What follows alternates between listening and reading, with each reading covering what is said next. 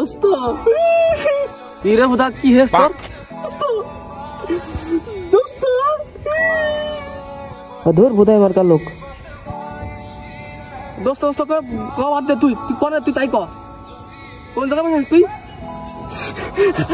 ও no দোস্ত আমি আমার বাড়ির সামনে আরে ধর বোকা তুই কেন বয় আমি আসতেছি বয় তুই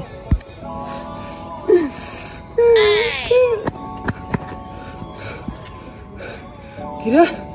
দোস্ত তুই তোর কি হয়েছে কি তুই কান্তি কেন দোস্ত তুই দোস্ত আমার গার্লফ্রেন্ড আমার সাথে ব্রেকআপ করে দিচ্ছে আমি নাকি কালো দোস্ত আমি নাকি পিজির মতন কালো আমি তো ছেলে বাঁচবো না দোস্ত আমি না এত পরিমাণ কালো যাওয়ার দিনের বেলা দেখা যায় না আর রাত তো দূরের কথা এ দুঃখ কার কাছে কব দোস্ত আমি নাকি অনেক কালো বুঝলি আমি নাকি অনেক কুৎসিত কালো এই দুনিয়ার যত কালো নাকি সব আমাদের ভূখণ্ডের পরে ঢেলে দিয়ে গেছে আল্লাহ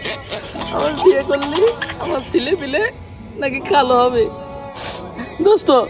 এই ভয়ে আমার গার্লফ্রেন্ড আমার সাথে ব্রেকআপ করে দিতে